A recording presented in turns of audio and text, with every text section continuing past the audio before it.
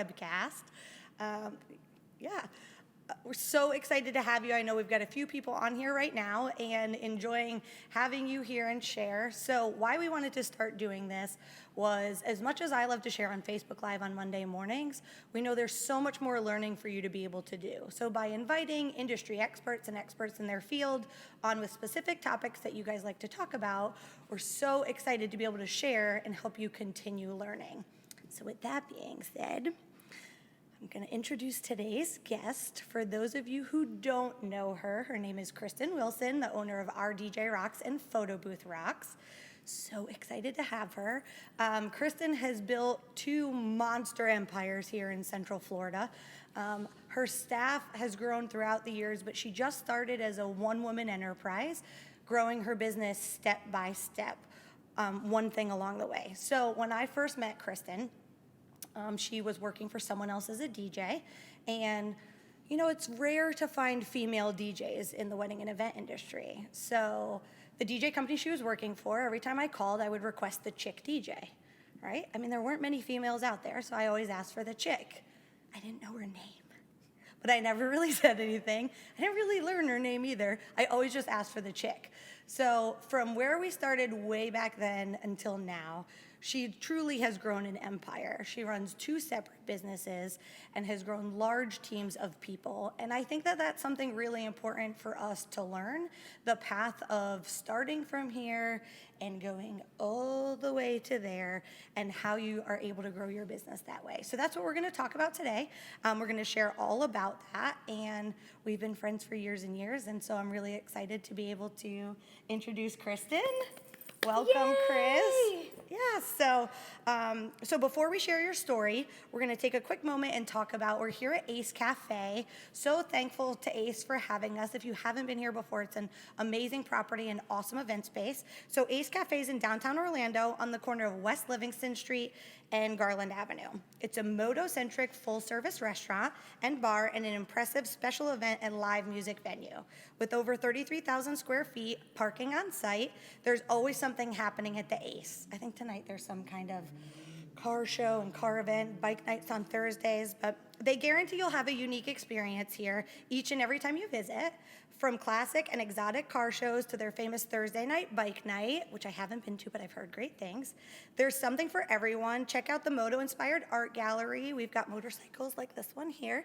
And they have a retail shop on site. Make sure you visit acecafeusa.com for more information about this space. And be sure to check out their monthly event calendar and come out. We had a little happy hour downstairs, had some snacks. It was awesome. The food was delicious. Delish. Okay.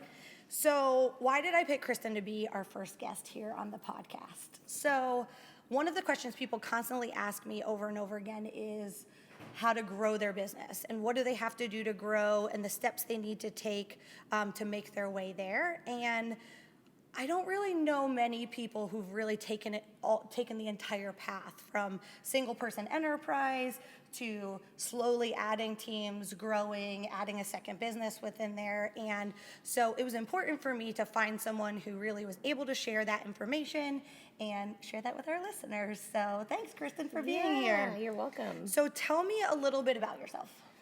Okay, so first of all, I don't even know where to start. I feel like I want to dig through the old hard drive when I had to dig through and prepare for this.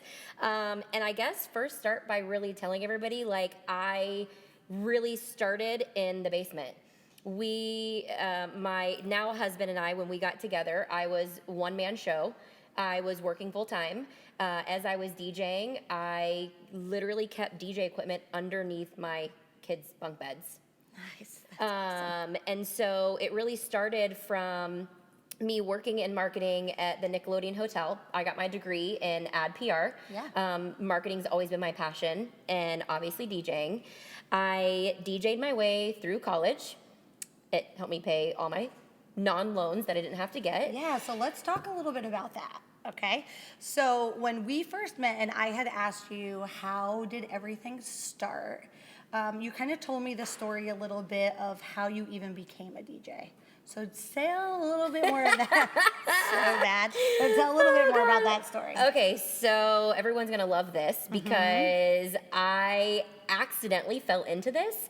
The guy I was dating actually lived in New York, and he came down to Florida and was looking for a job to work for a DJ company. Okay. And he Google searched wedding DJ in Orlando and reached out to the guy, started training with him, and I would go with him because when he was done with his training, we would just like go out to dinner or whatever. Right. So I would be in the corner doing homework as he was training, and I would just hear little things, and I'm like, well, wait a minute, I could do that.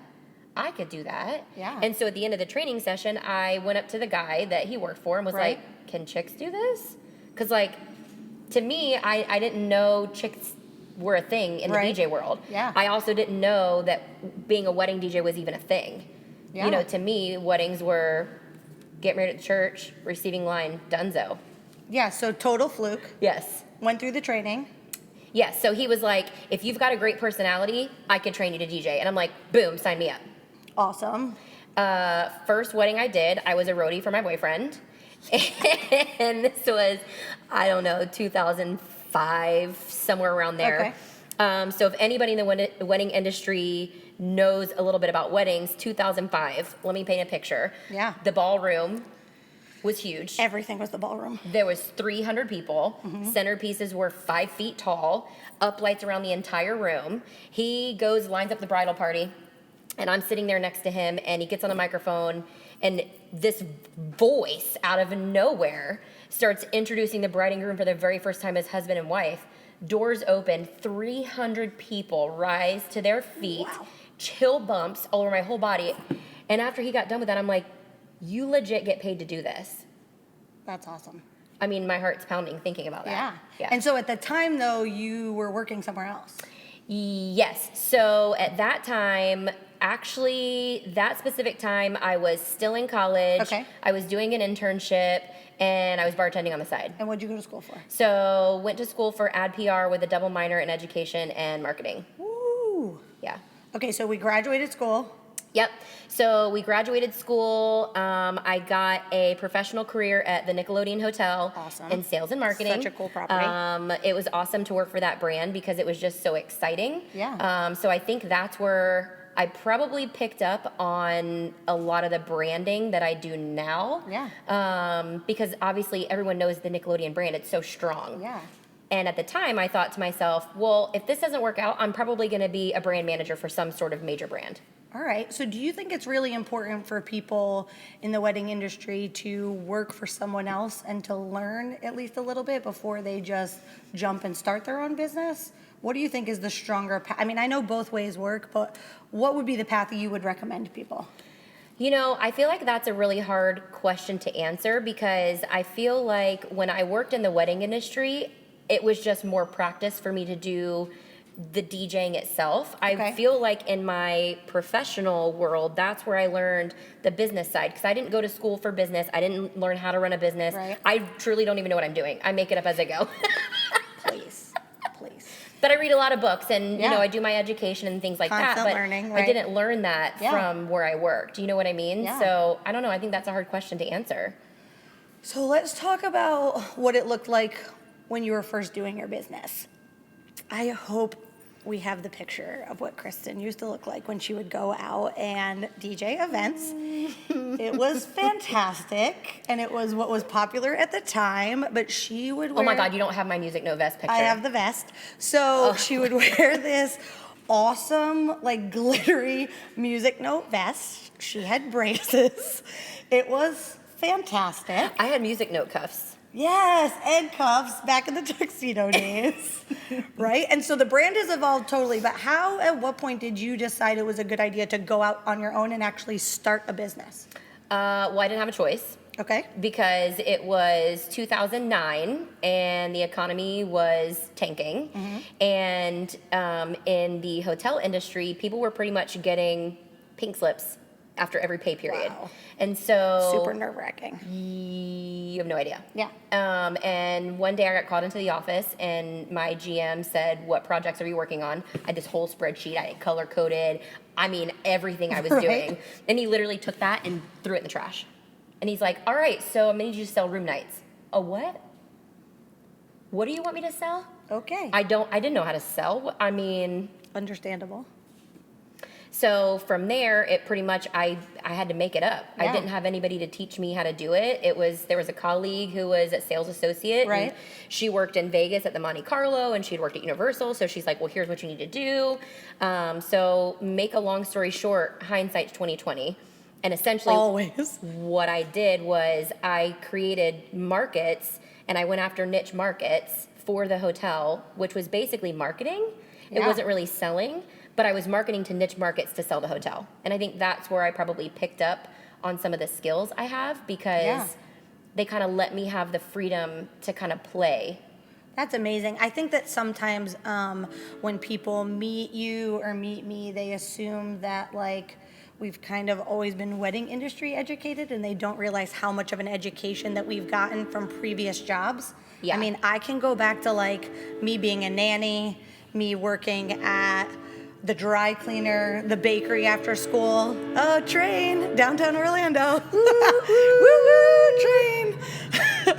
It's coming, so what can you do? But I think it was such like an important time to be able to learn a lot from all of those positions before kind of diving into weddings. Yeah. Okay, so you were selling room nights and decided, I just want to be a DJ full time. Tell me what that looked like. Well, it wasn't even that. Like, In my head, that's how it worked, right? so, I mean, let's just break it down. I owned a house. I Right. owned a car. I had all these bills to pay. I was driving from Volusia County all the way to freaking Kissimmee. Right. Could barely pay my gas bill. I had no choice but to DJ and have a salary in order to pay the bills. Okay. And so there was a breaking point for me when I was just like, you know what? Like, I don't know if DJing is what I'm going to do for the rest of my life, but I really, really love doing it. Okay. And I mean, let me at least try to get enough weddings on the books to see if there's something. And so Right. then I took the next like 8 to 9 months. I built a website. I did a bunch of research on like the same stuff I did at the hotel. What networking events do I go to? What seminars do I go Right, to? What right, right. conferences do I go to? Yeah. How do I break into this Made a industry? plan. I made a plan. I Right. created a website. I started networking, and that took me about 12 months before I even quit my job. Wow. And then once I got to the point where I kind of understood at least how the industry worked, Yeah. and I also had a conversation with the person I DJ'd for, and I was like, hey, this is what I'm thinking. Are you okay with it? Right. And then I got the go ahead, and he was the first person I showed my logo to. And That's amazing. I mean, I think ethics play a huge part in this 100%. at the end of the day. So- Yeah, especially with growing teams of people, finding people who have that kind of ethical to have Well, that conversation. And I also believe that you cannot burn bridges because you never know when you're going to cross paths again. Oh, Lordy, no. So once I got to the point where I probably had like 20, 30 weddings in the books, I went home to my apartment and told my fiance at the time, hey, I'm going to quit my job where I have insurance, disability, 401k, and I'm going to do this DJ thing. Jump. He didn't even hesitate. He's like, let's go. Okay, so you had a decent amount of business on the books. You share an office space, right? It was something you decided to do, was to get shared office space. It's the first day of, Yep. So I put my notice into the hotel. Okay. I think it was like 2 months, 3 months notice, something Yeah. like that. They had a party for me. They made a cake with like my DJ logo on it, like Right. super supportive, got slimed gotcha. because that's So like the cool. highest honor. Awesome. You know what I mean? Right. I think my last day there was maybe February 10th, February Okay. 14th, somewhere around Valentine's Day. And then I was on my own like February 17th. Right. And I knew that I didn't want to be a vendor that met my clients at various places. Right. Number one, I needed to conserve my time because Yes, an for hour sure. driving there, an hour back, they're 15 minutes late, I'm 3.5 Yeah. hours in. And now the Panera and Starbucks is fine. It works, but it wasn't what you wanted to do for your company. And I knew that right off the bat. Okay. So there was some photographers that I had worked with, and I'm like, she said, I have a space. And I'm like, yes. I could share your space. It was in Oviedo. It was a cute little yellow train car. So cute. And If only it was pink. so I walked in that day. I set up my laptop and I'm like, well, what do I do on my first day of work? So I opened the laptop and I just started blogging because I didn't know what else to do. Right. Okay, so day one, we're just blogging. That's all we're doing. Right? So we've booked weddings and we're doing things. And so within that first, I think it was within the first year, we had a pretty big setback. Well, there's been, After an event. I can't tell you how many With a setbacks there's trailer? been. Yes. Okay. So So share a little bit because it isn't always sunshine and roses. no, we could talk about all the stormy Yeah. clouds along the way. Let's share that We'll good start one. with the first one. Yeah. So I had my equipment. I was DJing off of CDs at the time. CDs. Did you hear that? CDs. It's been a while. CDs. And let's see, February.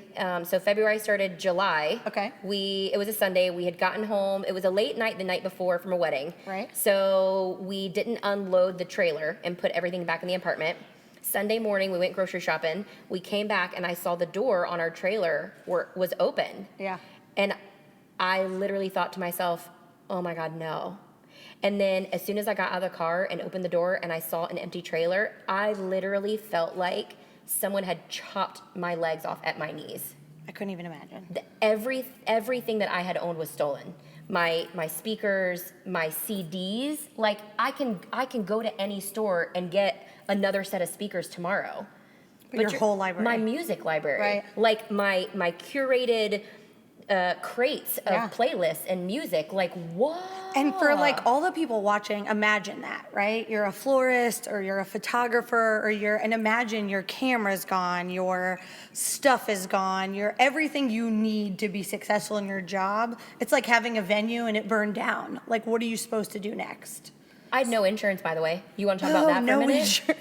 So when you first start your business, I mean, how many of us right now don't have insurance? You know, I mean, let's really rewind. Because nowadays, I'm like taxed every quarter and annual taxes and TPP taxes and payroll taxes and this tax and that tax. Right. But like back then, it wasn't any of that. Right, it was just you. There was no CYA of anything because you can't fathom something like that would even happen. Right. So how did you recover from that setback? I mean, the first thing I did was I went to the computer and I made a Facebook post. I know, which I think we've shared. I was like, we shared the little Facebook post. I mean, I looked at my upcoming events and I said, all right, well, my next wedding is in 2 weeks. What's the first thing I need to do? And I had to research like crazy because I'm not going to go backwards in time. The industry in the DJ world was already changing to digital. Right, so you know what I started mean? making that shift. Yes. Luckily, I had some colleagues that I never burned bridges with who found out my situation, reached out to me, and was like, what do you need? And luckily, they were able to share some things in the interim and kind of help get me back on my feet, almost like support me a little bit. Yeah. And then it was many, many, many nights, I can't tell you, like I would be at my mixer with my laptop, can't even figure out how to get the sound to come out, crying my eyes out at the kitchen table while Mark is like, I don't know anything about this. What can I do for you? Yeah. Why don't you take a break?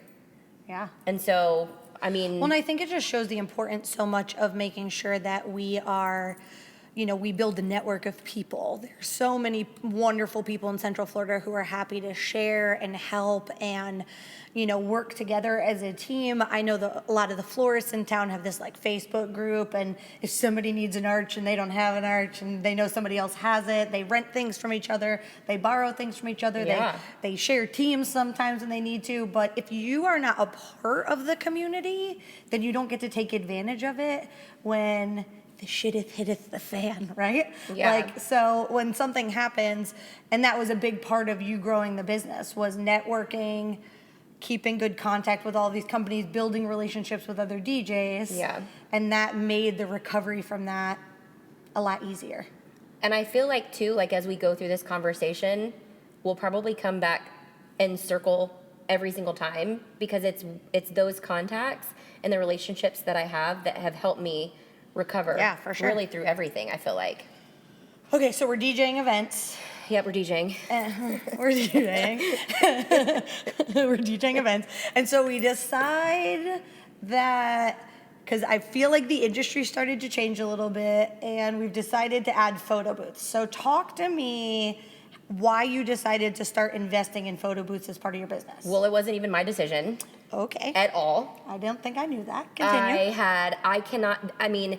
If I remember correctly, it was probably a good maybe 2 to 3 week time frame. Okay. When I would have brides call me and perfect, I want to book you for DJ service. Do you have a photo booth? Because I just want to book that through you too.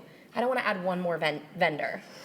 And we all go through that phase when we're like, oh God, like, do we add one more service? Is it going to step on toes? Like, Yes. I want to make sure I'm good at what I do. Right. You know what I'm saying? Yeah. Like, we've all gone through that. Yeah, we have these conversations all the time. Yes. Like the florist who does flowers and the photographer who does video also. Like Or the photographer who does photo booths. or the photographer who does, the DJ who does video. I mean, Yes. it's where's the line of what that is. But I think the lesson learned really is you listen to the customer. Well, I did. And the customer was expecting the DJ to have the photo booth. Correct. Okay. So you can probably have a whole nother webcast I on know. that conversation For real. itself.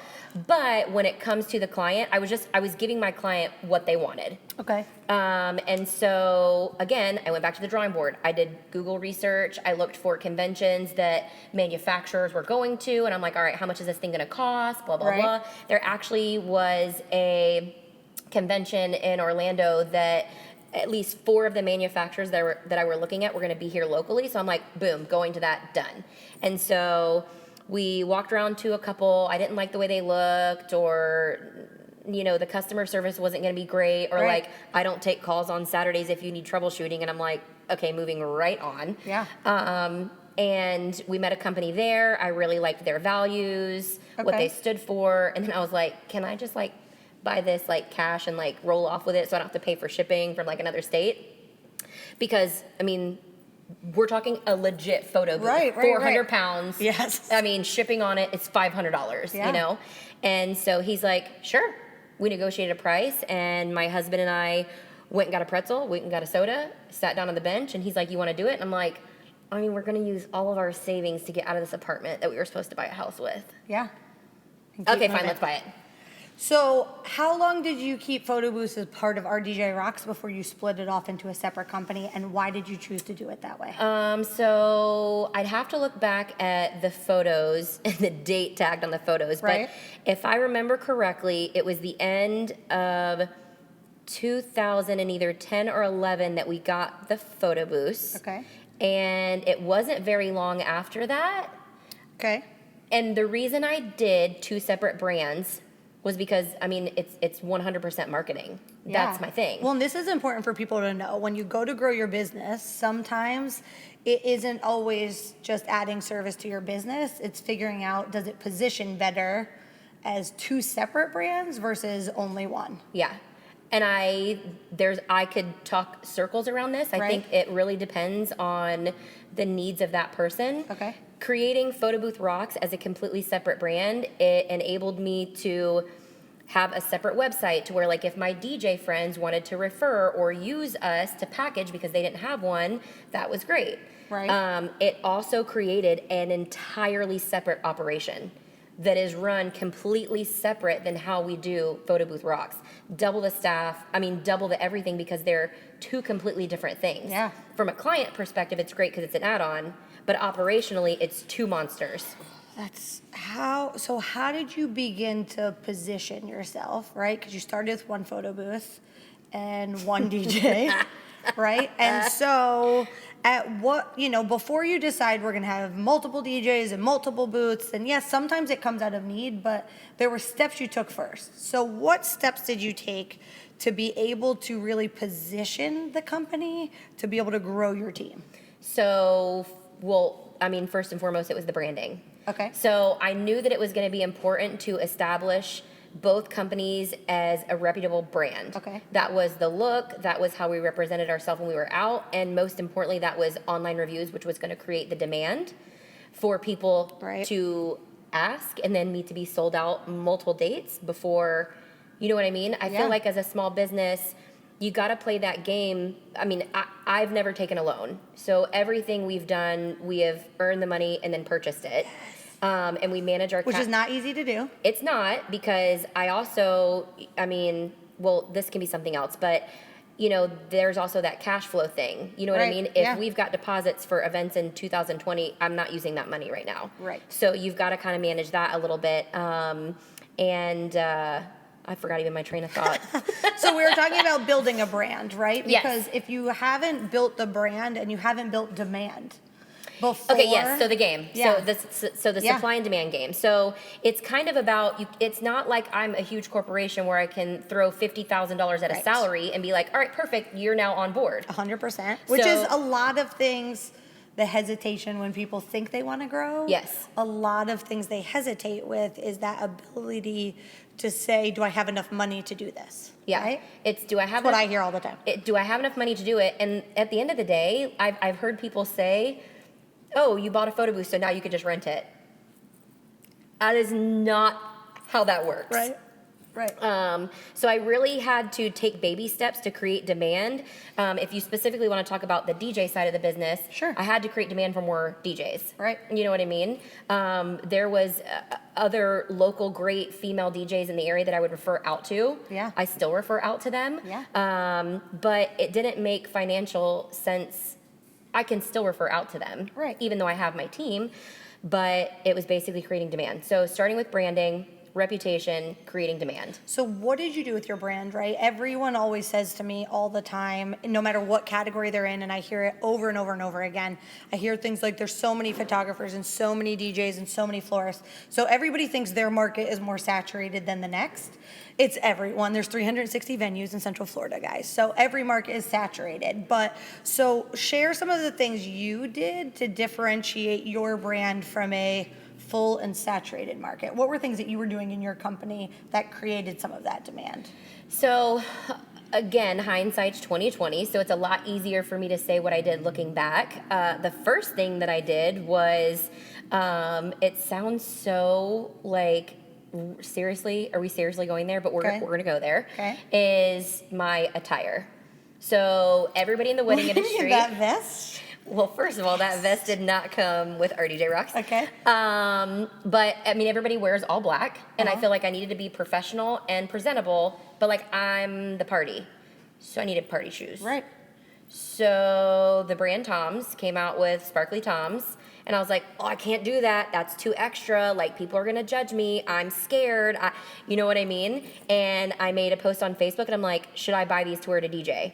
And there was a wedding planner who was extremely prominent, who I didn't even know was my friend on Facebook, who Right. said, yes, you should get those. I ordered them without even thinking. Nice. Yeah. Yeah. So it started with the shoes. Okay. RDJ Rocks Toms. Yeah. So if we search that on Instagram, they will still be there from years and years ago. I remember the time you texted me, it was like, oh my God, Tom's just reshared our images. Like the Tom's brand started tagging you back. Yes. And resharing the Yeah. things that you used to post. Talk about building a brand. That's pretty amazing. Yeah, they don't make the sparkly shoes anymore Yeah. with Toms, but we still wear sparkly shoes when we're out. Doesn't matter what brand, Yeah. all the sparkles. Yeah, I mean, I think something that knowing as somebody who referred your company that you did a lot of was that those personal touches. Was that within the client experience of working with you, and so what kinds of personal touches way back when even, and that you still do today, but what kinds of personal touches were you providing? I mean, tons. I believe that it's all about building your tribe. And if you're not taking care of your current clients, Okay. they're the ones who are going to create demand for more to come back in. So, I mean, everything was personalized from, the booking confirmation emails to I'm still a firm believer in handwritten notes. Like Yeah. I would handwrite them. Thank you so much for choosing me as your DJ. But really coming from a place of actually being grateful to be there. You know what I mean? Right. Afterwards, sending them wedding gifts. Yeah. You know what I mean? That kind of tied everything in together. So anything that I could do to really elevate the client experience so that DJing wasn't a commodity per Gotcha. se. So all these things built a killer brand. I asked you this question before we got here, and the answer cracked me up, but it's true. Hope I remember it. I had asked you, at what point did you decide you have to add more DJs to your team?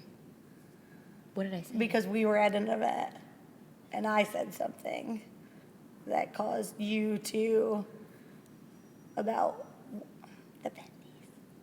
Oh my God. Yeah. So you have to share it because, you have to be willing to jump at some point, right? You can all day long say, I think I should have more people and I want to have more people, but we all have to have that Oprah aha moment where you kind of say, I'm just going to do it. So, Well, and second to that, I Yeah. feel like everybody needs somebody in their life that's not always going to be yes, you did so well. Or, Oh, oh yeah. my God, you're doing so well. Like, I feel like we need people in our life and we should surround ourselves with people who are going to push us. Yeah. Right? At that time, it was you, and you honestly pissed me off.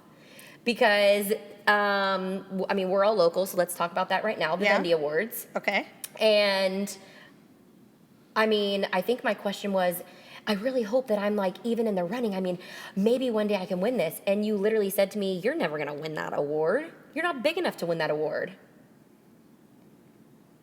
I did. Shannon. I know, I did. I'm the real friend. Like sometimes it comes out a little bit blunt. You love me or you hate me for it, but it was the thought process of the people who were winning every year. And even as somebody who was working for another company, it was always the big boys. It was always the companies that had 10 staff members, 8 staff members, 4 staff members. And as this like one little cool chick, I'm like, good luck, but like probably never gonna happen. Rude. And so that helped light a fire. Well, and also, too, if you want to rewind back to right before I got photo booths. Yeah. So when I first started the company that first year, I was doing an event, and the photographer that I was working with, I was like, yeah, so I'm going to start my own company, blah, blah, blah. I'm like super excited.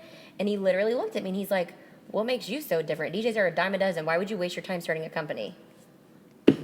The worst. I know it's the worst. It's the worst. So you decide to hire some more people and start to scale. What was like, how do you get past the scary part? You don't. You just have to jump. Oh, I mean, I don't feel I'm not like a jumper. Okay, so I am a jumper. I'm not as much of a jumper now as I used to be because Yes. knowing what I know now, Right. it's a little scary. Okay. But if I was gonna give advice to anyone Yeah. who's like you or maybe anybody else who's scared to jump, Yeah.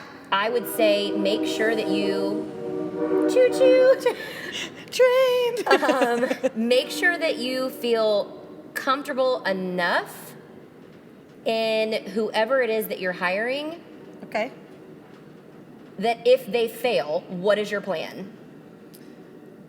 Okay. And teach them the backup plans. Yeah, I mean, I remember when we were first talking about this and you said you were ready and all those things. And one of the, and I don't know if you got it from somewhere else, but something you said to me that like still resonates was you said 2 words to me and it was fail forward. So tell me what that means. Explain that concept of fail forward. So I feel like you have to fail multiple times before you're going to get to the point where you succeed. Okay. Luckily enough, a lot of my failures, I mean, haven't knocked me to the ground to where I haven't moved forward. But I mean, I tell my staff all the time, every time we go through a growing pain or a growth spurt or a setback or whatever, it's literally been every 6 months since 2010.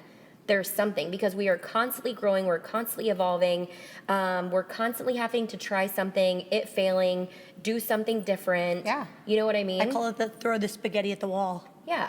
Like you've got to at least be willing to try. That's your Yeah. fail forward. I'm Yes. like, just do it. Well, you have and to see if try. it works. Yeah. Yeah.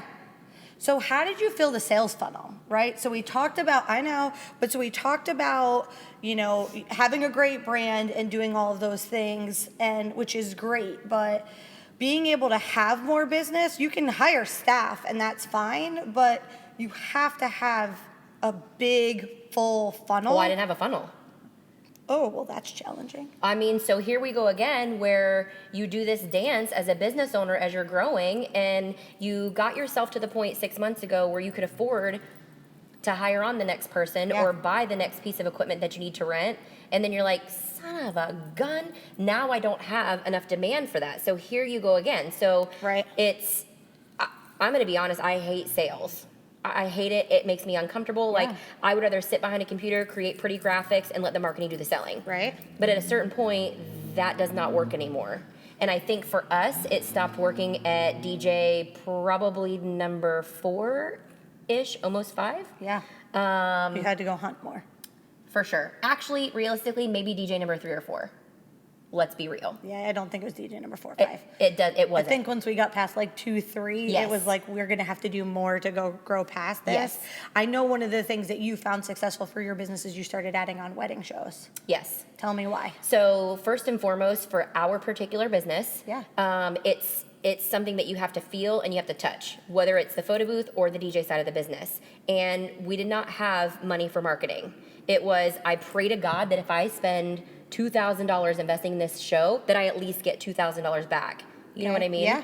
And so for me, the best decision was, let me start with a wedding show, because if I can connect with them, Right. I'm more likely to get the business rather than just like an ad online or something. I gotcha. So we started doing bridal shows with my zebra carpet that my husband hated. That's the only thing they didn't steal. The zebra carpet. Yes. The best was the zebra carpet. And I did that show in like 2 other markets away in case I totally embarrassed myself.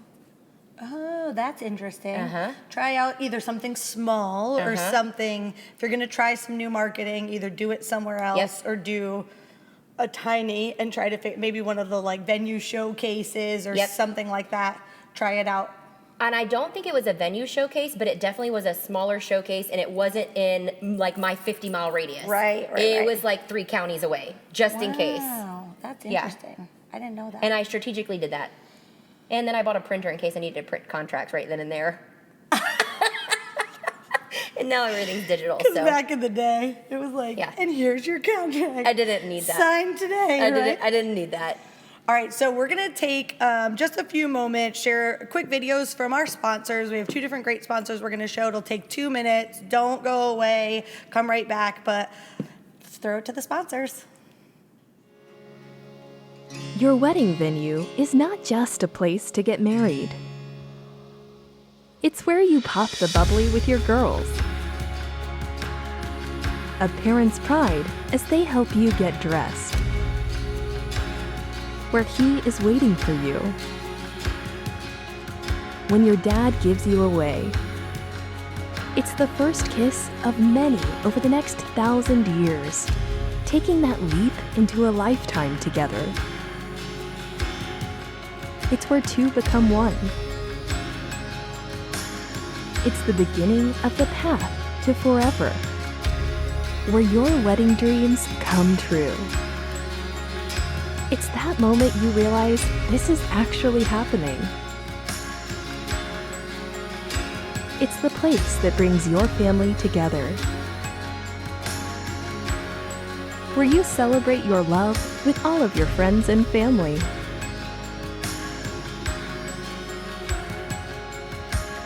Your wedding venue is not just a place to get married. It's every single moment of your day.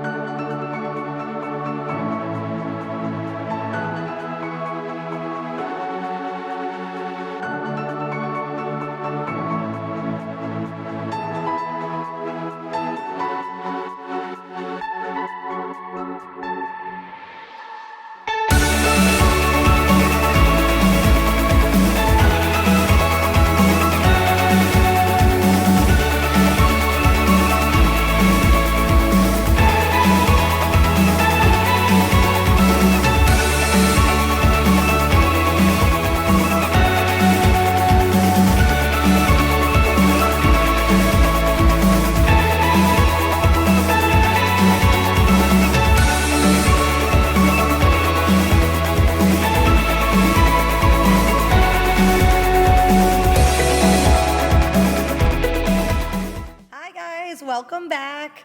Hope you enjoyed some of our videos, sharing some information about Wedding Venue Map and Omarvelous Productions, who is sponsoring our webcast today. Very exciting, very exciting. Okay, so we're gonna get into the nitty gritty, right? So we've learned a little bit about the history, how you built it, the steps you had to take in advance.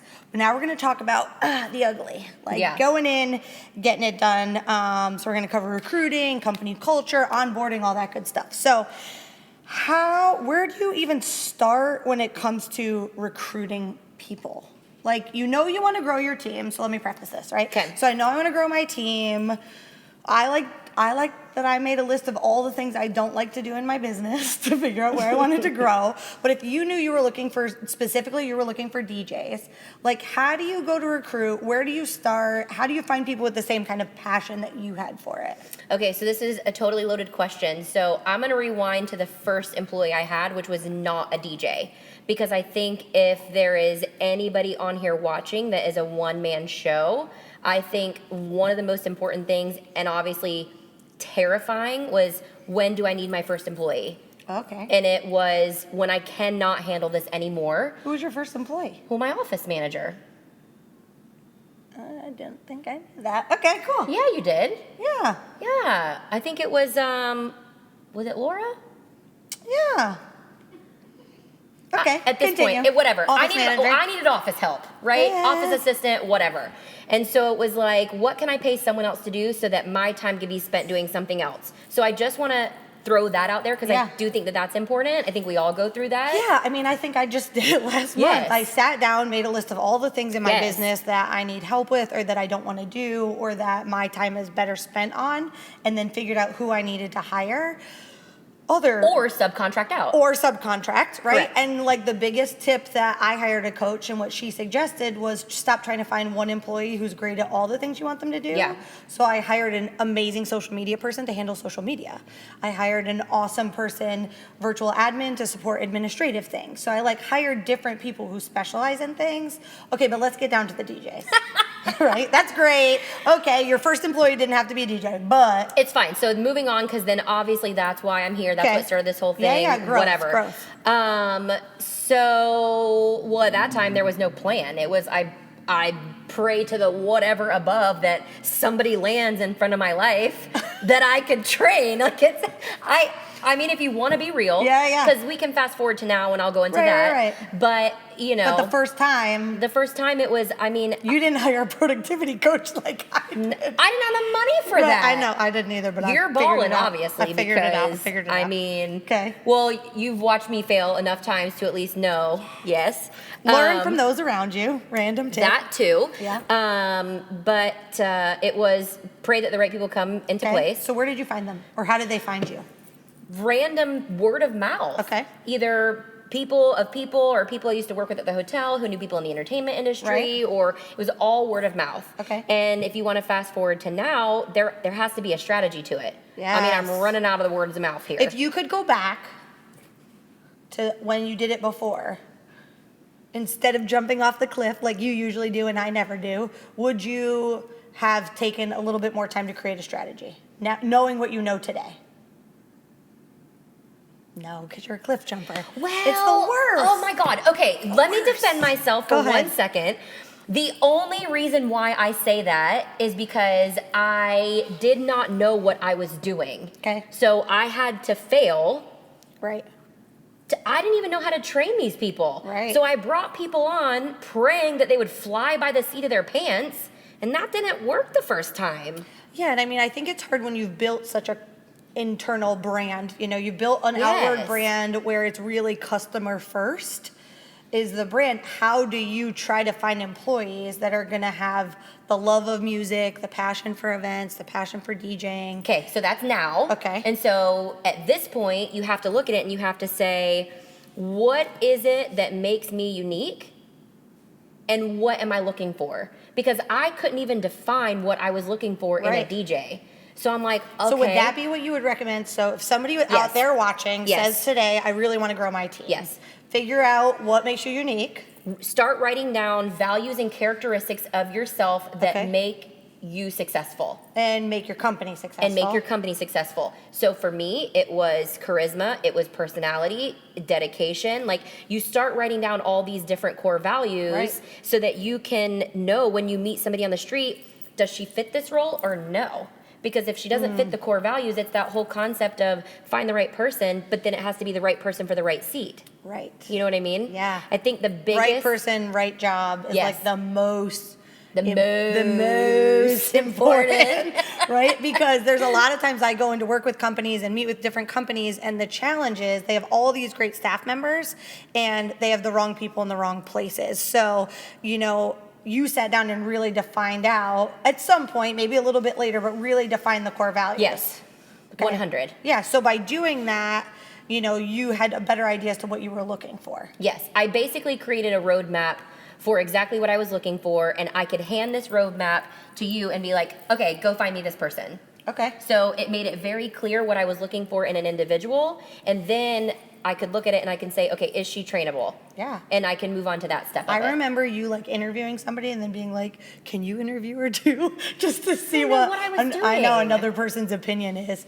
So what I find a lot of times, and this is a great example, and I won't call her out because she might be watching, is that, yeah, I was like, maybe. But one of the things that another vendor in the industry was like, okay, so I hired somebody. Can you help me write their job description? And I was like, how did you hire someone if you have no job description? So one of the things you did early, even though you maybe didn't recruit the way you do now, but you had a training plan. Yes. Talk a little bit about Right off the bat. Talk about why that's important, why you have to have that. Share. Okay. Because people aren't doing it this way, Kristin. So how about, perfect, Shannon, you're hired, be a DJ. It's the same concept of I quit my job, went into the train car for what do you do on day one? How do they do what they do? How do they do it successfully? What is their backup? You know what I mean? So I had to write down what are the things that I would need to teach a DJ. Yeah. Well, obviously it's legit DJing. I got to teach them music knowledge because as much knowledge as I have, there's always more to learn. Right. I got to teach them equipment. I got to teach them troubleshooting. I've got to teach them presence on a microphone, confidence on a microphone. Yeah. The amount of confidence I have to do in training is like... Well, and do you think too, I know one of the things that you did back then was you actually brought someone else in to help with the training too. When I started, yes. Yeah, when you first started Yep. and first started growing the team because you hadn't really trained anybody yet. Yes. You kind of went through the training with them. Yes. Like as seeing how someone else does it. Yep. And so this was actually the same gentleman that trained me Yeah. way back when. Yes. He had his way of doing it. And so again, never build those bridges or never burn the bridges. Right. You know what I mean? Yeah. And I said, hey, I want to bring on some girls. Would you want to partner with me? And he's like, absolutely. This is how much it would cost. Or if you just give me a couple photo booth rentals, we'll do trade. That's awesome. Well, and I think sometimes people think they can do it all themselves and that they don't realize that you also still have a business to run. So Yeah. it was a multi-week training process and you still have to keep all the other wheels turning, all the plates spinning while you do that. And sometimes when people try to do it all themselves, what I find, especially from a small business standpoint, is that they're not really getting fully trained. Mm-hmm. Is that they're getting like bits and pieces here and there. And I mean, there are very few places that I've worked that I feel like I was adequately trained. And so I always try, anywhere I do consulting with or whatever, to tell them, bring in other people to train. Bring in other people to teach. Well, and here's the other thing, too, Yeah. is that I look back at my presence as a DJ, and oh my gosh, the first time a videographer sent me clips from the first wedding I did, and I'm like, that is how I sound on a microphone? Because I had no one critiquing me and saying, why don't you try it this way, or why don't you do it this way? You know what I mean? So I'm like, okay. I remember you started recording yourself doing it so you could listen it back. So as the years went on, I obviously developed my own way of doing training because I didn't want somebody to take as long as I did to get to where I am. You know what I mean? So I almost molded myself into their little mentor and developed the training program from there. So you hire them and you kind of have a plan for a training program, but there's this whole conversation when you're growing a team about onboarding. And so a new employee comes in to join the company, and how do you really like bring them into the company? What are just a few things that you've done that you've found, whether it's now or back then, that you found are really successful in bringing new people in? So I think that it all has to do with relationships. Mm-hmm.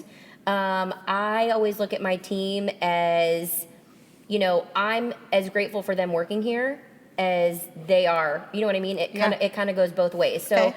I've always had that mentality in my head of what would make them want to work for me over someone else. And so in the back of my mind, even without all these fancy training programs and things like that, it was just, you know, what would make them want to work here? Yeah. So I started to build the culture. And Perfect segue into company I know. culture, right? And what's really funny Yeah. is every little tiny thing along the way. You know, we talk about like when did you hire your first one and Right. onboarding and training and whatever. There was always a book. So it's so funny because I was DJing an event and there was another event happening in that room I couldn't set up. And so, of course, I'm like frustrated, like I can't set up my equipment, blah, blah, blah. Right. And I peek in and there's like stuff laying around the table and I'm like, oh, what's this about? And I pick up the book and somebody's like, oh, well, you know, this is about, you know, our management team, you know, we're beefing up our company culture. Huge, like, mega monster company. Right, And I right. was like, culture? Interesting. And she goes, yeah, you can have this book if you want. And so it just so happened that I needed that at the right time in the business. So I read this book and I'm like, okay, here's how I start learning about a culture. Yeah, I mean, I think all the time people are always like, how did you learn that? And what did you do? It's and a my book, answer it's a podcast, it's a webinar. It's on the freaking internet. It's on like, the freaking when I don't know how to do something, I go online and I figure it out and I dive in, but I dive in one subject at a time. And I think Yes. you do that too. I Like, do. If you're focused on onboarding, you'll read one book, 3 books, whatever, all on Yes. onboarding, all the way through. So you started focusing more on building a company culture. Now, for those of you who know Kristin's companies, our DJ Rocks and Photo Booth Rocks, not only is the brand strong, but there's a personality type within her team that like you find a lot. And I am not a strong manager of people. I'm a really great doer and I'm a really great teacher, but I'm not really a manager of people very well.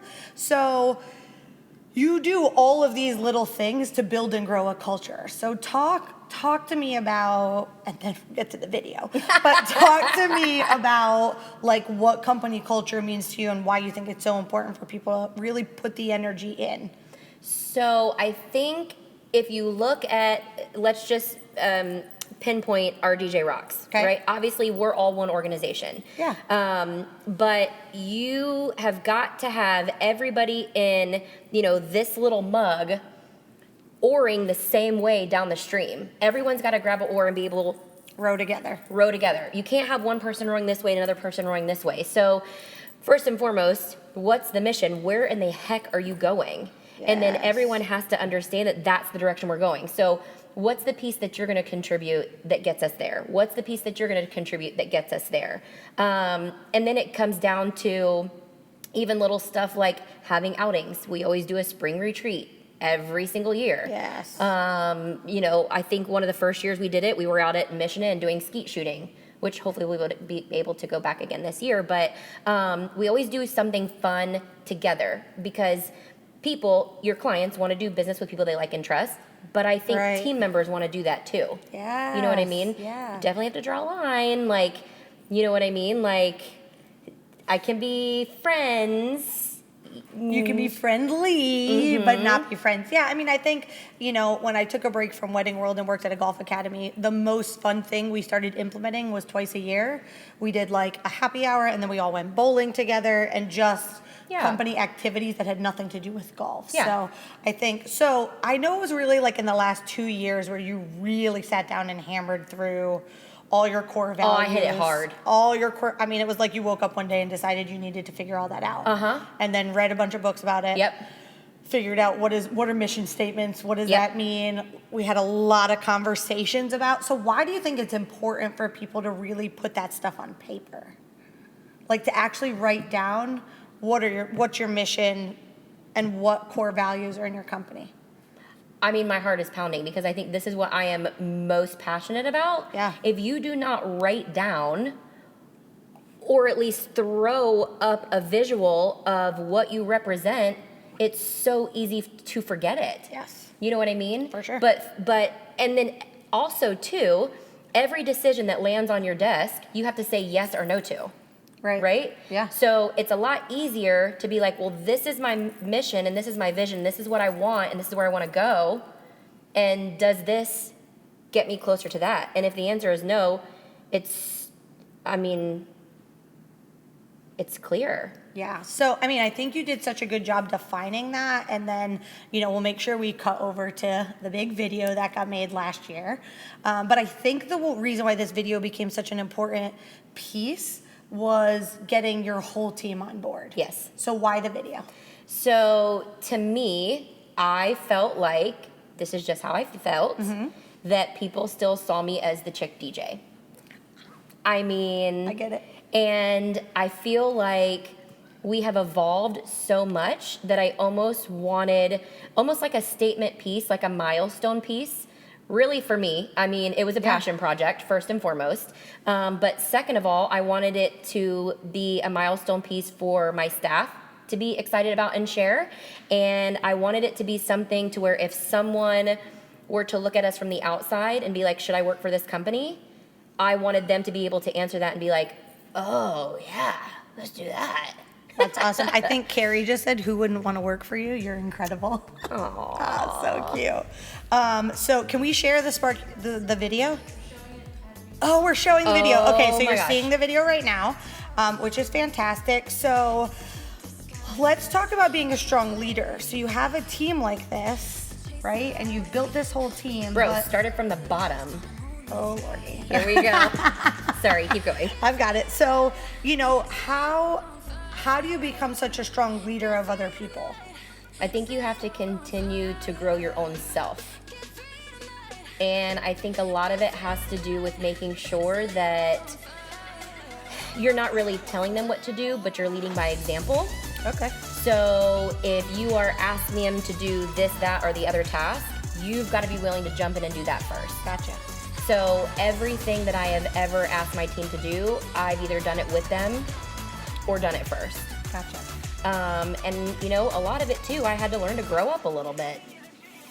It's hard, right? One of the quotes I wrote down when we were talking about this topic was being a poor leader gets you shit employees was something that you said. I mean, and I was real. like, oh yeah. Like, Can we say that word on this? we can say shit. It's Facebook. You're Okay. good. So if you don't have, if you haven't figured out your leadership skills and how to work on them, you really have to hone that in before you decide to grow your team. There's books on that. Yes, but before you grow a team, because when you're growing a team of people, if you aren't ready to be a leader, and I think I maybe made that mistake, not that I'm a natural born leader in a lot of ways, but maybe not so much when it comes to employees.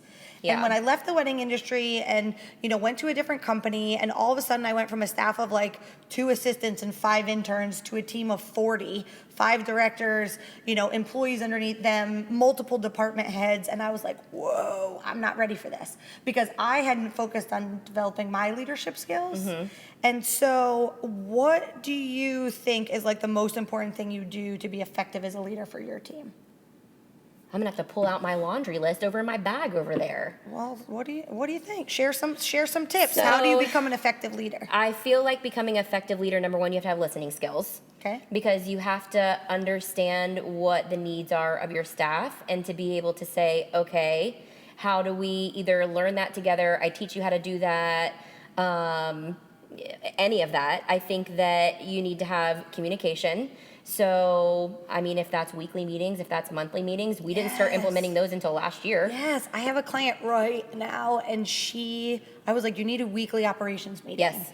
You need to sit down with your team, go over everything. We have a weekly operations meeting. We have a weekly sales meeting. I have monthly management meetings. Marketing meetings. Marketing meetings. I do quarterly reviews with the staff, and not in a bad way. Yeah. We review their KPIs, because every single year I have them write down what are their goals within the company's goals. Right. And then once a quarter, we review those. Where are you at? Where do you need to be? What do you need to delete? What do we need to add?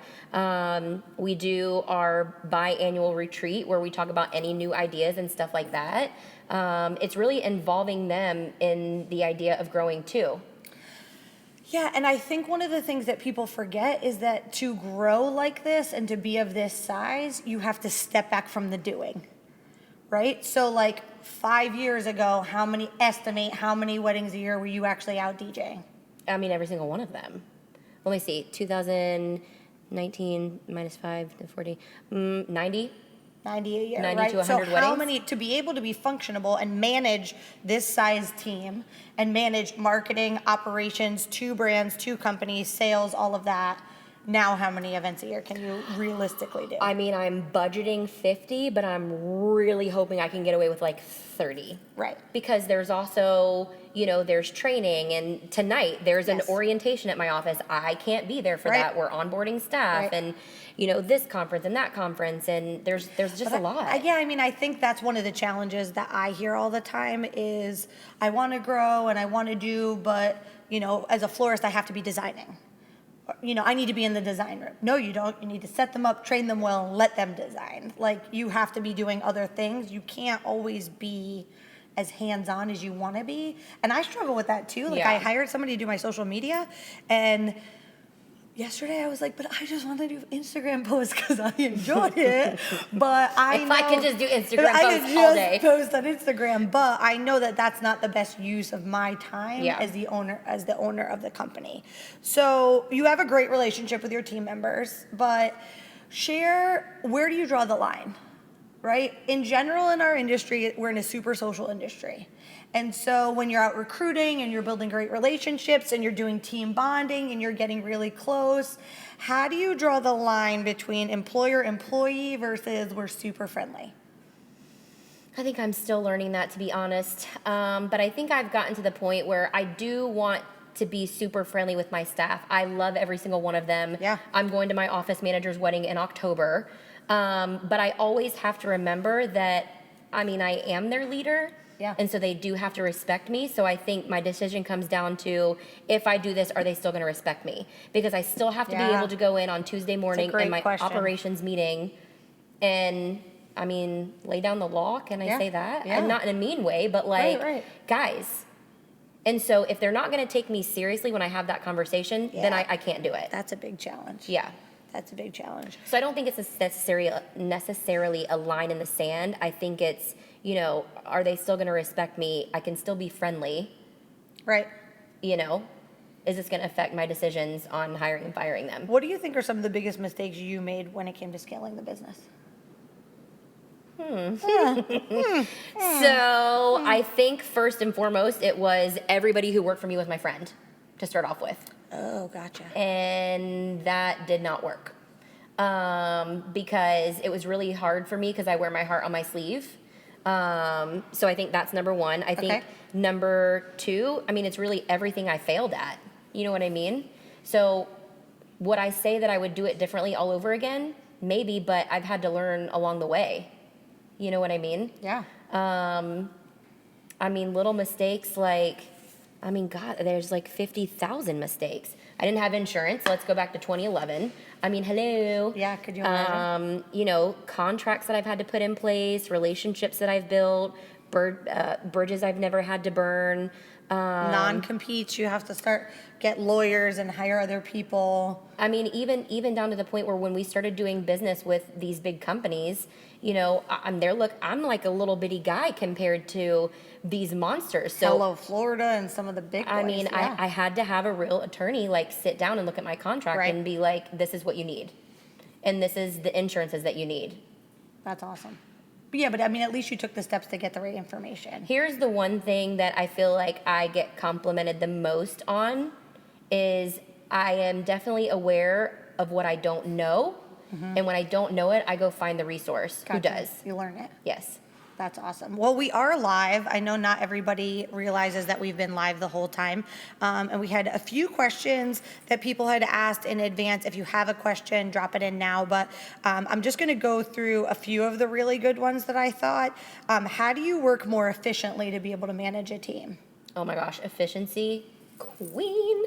So what are some tips? What are some things you do to be more efficient? Efficiency tips would be time blocking. Okay. So make sure that you are blocking time in your schedule, and I call it white space. And this is for any fires you have to put out, or if your team needs you because they have questions. Okay. You don't want their day to stop because they can't answer a question. Okay. You know what I mean? Yeah. So definitely time blocking, and I would say schedule blocking in general as well. And turn off the notifications when you're actually focused on something. Yeah, I did that today, and then you got mad because I wasn't responding. It's fine. So a great question. How do you grow without paying more for retail and office space? So for companies who are really one person, two person, they maybe don't have office space, they want to grow, what would be some suggestions you would make on how they could grow without having to spend a lot of money in offices? Well, I think you just have to look at what your business model is. So Yeah. one example would be we do meetings in our office, but if you don't want to pay for office space, then the way you handle your sales funnel is you say, perfect, thanks so much for your information. I'd love to chat with you. Whereas mine says, let's meet at our office. Here's the times. You would say, let's schedule a Skype meeting. Gotcha. You know what I mean? So Yeah. you can do little things like that, like schedule your meetings on Skype versus having them at the office. That would be. I also think that people always assume you have to have a office space, but my whole team is virtual. Yeah. So I have virtual meetings with the marketing team. I have virtual meetings with my social media person, with my admin. We do a lot of emails. We message back and forth. Yeah. But it isn't always about having to have office space. It's okay to just, realize that you don't always need space. Yeah. But you might want to have somewhere where you can all meet. So whether Yeah. it's a place like here at Ace Cafe and they've got little rooms that you can rent it for an hour, rent it to Hub 925. There's so many local co-working Yeah. spaces that you could kind of have a contract with not having to have your office per se in there. Yeah. When do you know it's time to grow the business? That was like 4 people asked the same question. How do you know when it's time to hire? When do you know it's time to grow? Well, I think it goes back to when you can get to the point where you can say, is it worth my money to train somebody to do X so that I can spend my time doing X? Yes. When you can confidently say, yes, that is worth my $15, $20, $50 an hour for someone else to do this so that my time can be focused on something else. Because as an entrepreneur, I think I know entrepreneurs that they're like, well, I started this business and now it's not growing, but you're the entrepreneur. It's your job to make it grow. It's not someone else's job to make it grow. So you have to go out and you have to hustle that. Yeah. So when it's time is when someone else needs to do something else so you can continue to grow your business. Yeah. Well, and I think the money comes in. Yeah. Whatever tasks you can get someone else to do so that you can grow sales is important to growth. How to find the right staff to help only when needed when the workflow is too much. How do you feel about that statement? So let's say that So one how more do you time. find the right staff to help only when you need them because the workflow is too much? Not possible. No. If you're going to hire people, you grow to sell to fill their calendars. Yeah? How is that even possible? Because if the workflow is too much, then it's always going to be too much. Right. So, let's use an example of like a florist who Okay. they've got all of a sudden there's one weekend that they're slammed, right? So do they either A, start turning down business and say our book is full? Do they B, sell the business and hope that they can find people that are just short-term window? Okay, so this is different. So Yeah, okay. this is called somebody running a seasonal business. We are running a seasonal business. Okay. We do 40% of our events October through December. Wow, that's huge. I'm not turning away that business because we're slower the other times of the year. Right. And so it comes down to, yes, do I hire more photo booth staff during those times? Abso-freaking-lutely. It's seasonal. It's if you look at the business model of, let's say, a hotel here in Orlando, they are going to be slammed from the time school lets out until the time school lets in. So you have to beef up your staff during that time frame. Right. So I get it. I mean, it was an interesting question to think that I would say you hire the staff and then you sell to keep them busy. Like you fill the book as much as you can to keep them busy. It's that whole cycle that I keep talking about. Right. Yeah. But you can't hire an admin, do all this to train them, and then lay off an admin. You can't do that with an because admin. it's summer. You can't do that with an You can admin. do it with certain positions, but you have to figure out which ones in your business are all the time ones. Correct. Versus just sometime ones. If you guys have any questions, make sure you drop them in. The last question we have on here is somebody had said, I feel like I either need to jump and grow the business or I need to scale down and leave it as a side business. What do you tell? There's a lot of people in our industry that feel that way. There may be a wedding planner and it's not full time, it's part time. Maybe they're a DJ, but they work in other places and they hustle all these other things. So what would you tell somebody? When do you jump in and grow, or when do you just kind of leave it over there on the side? I mean, I hate to say it like this, but it's how much fire do you have in you? because you've got to be willing to jump in and be the salesperson and be the marketing person and still be the doer. And at one point in time, you're going to feel like you're burning yourself out until you get to the point where you hire someone. And then once you hire that person, then you're still, you've got to be okay, and you've got to have a fire in you to want to do all of that in order to grow. If you don't have that, you can't just hire all of these different things. Again, who's got all of this money to throw to salaries? You know what I mean? No one. I don't. I even think almost 10 years into doing this, I still ask myself the same question. Yeah. Do I scale back, or when do I stop growing? And I think that it comes down to passion.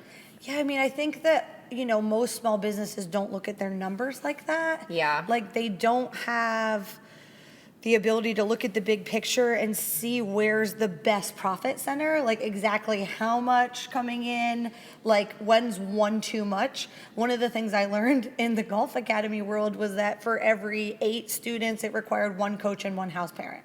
Yeah. So the first student was the most expensive. Yeah. Student number 8 was like straight profit, but sometimes you didn't want student number 9 unless you had 9, 10, 11, and 12. Yeah. Because having just student number 9 caused a lot more expense.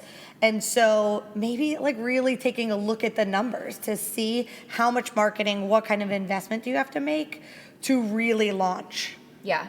I look at numbers every single day. I know. I have dashboards on spreadsheets that tell me this is my profit margin on this divided by that. If I have this many photo booths, this many DJs. How many wedding industry businesses that aren't corporate or like huge scale do you think actually look at their business like that? I don't know. Every year I create a budget on what we're going to spend, what we're going to do, how many I need to recruit, how many do I not want to recruit? As somebody who coaches other people, you are definitely in the minority of how people do. We don't always make the time, and I think that is really, kind of rounding this whole conversation up. I think that you have always, from the first step, made key performance indicators, KPIs for your business. You've always had a plan. You've always looked at all the numbers, and you've always, not that you weren't self-taught in most of it, but you did these things that so many people in our industry don't do. They don't have an actual marketing plan. As a consultant, I ask people for their plan all the time, and they're like, yeah, well, I do this and I do that, and there's no actionable plan. So I think that, a lot of the things that you've learned and the steps you take in terms of looking at numbers, doing meetings, things like that are, they're not the average. And that's what's helped you kind of achieve growing to this point and getting here. I think I love music as much as I love marketing, as much as I love numbers. Like those 3 things. I hate numbers, so. Sometimes I hate them. Well, I see we don't have any questions online, so thank you guys so much for tuning in. We'd love to have you sign up for our Weducation newsletter. It's an email newsletter that goes out, shares upcoming events. We share out videos like this. On this page, we do Monday morning Facebook Lives. I get up at 8 and go live. You do not have to get up with me at 8 o'clock in the morning. Most people don't, but you can always watch it on the replay. If you have some kind of topic or something you want to learn about, make sure you share it here in the comments so that we can make sure to incorporate that in the future. And tell me more about what you learned today. What's the biggest takeaway that you're going to do, and what are you going to do next? I really want to take the time to thank our sponsors. I mean, everybody has gone out of their way to make this such an over-the-top experience. First and foremost, Ace Cafe for having us here. If you haven't been, make sure you come check it out. Snack, eat, have drinks, come for bike night, car night, check out all the vehicles here. Christie's Artistry Design Team, who made us look this good. We don't wake up like this, so awesome team for that. Omarvelous Productions, of course, who helped us put on this insane sound set, multi-video. Guys, look at my microphone. Do you see these? This I'm is amazing. so excited. This is awesome. So definitely an awesome piece for us to be able to do. We never would. This is way different than Monday morning Facebook Live. It does not look like this with my cell phone on the table and the cats running around my house. Of course, Wedding Venue Mag. Wrap, which is the company I have, and then our DJ Rocks and Photo Booth Rocks. Thank you, Kristin, so much for coming here. I think sometimes people forget when they meet you or they meet me or those of us in the industry, I'm not allowed to use the word veteran anymore because an industry person scolded me and was like, can you call us trailblazers instead? And I was like, oh, veteran made us sound old. So Because I'm the most young. the most. But sometimes when people meet us, they have this expectation of, oh, how do I do this and how do I get there? And it's realizing that like it's a process. I didn't wake up when people are like, you know everyone. I've gone to every Perfect Wedding Guide luncheon, every CFWA meeting, most NACE meetings for 12 years. Yeah. Every month. So, you know, it's a process, and I'm excited to be able to share with everybody some of the ways to get there. Yeah. And so I appreciate you opening doors to the backside of your business. That's really important for us to be able to share, and happy to be able to teach people some things. Yay! I love being here. Thank you so much. There was one thing I can add is I just want to remind people, like, I am still the chick DJ. You know what I mean? Like, Right. I'm very humble and down to earth, and you have to be able to look at it and say, what don't I know? And then go research it. Go learn and it. learn it. Yeah, go learn it. And that's kind of why we Yeah. started doing all of this, is to Yeah. be able to teach those from people who've made their way and figured it out a little bit more than the rest of us, you know, to be able to share some of their tips. So thanks guys so much for watching. It was great to have you, and we'll see you on our next episode.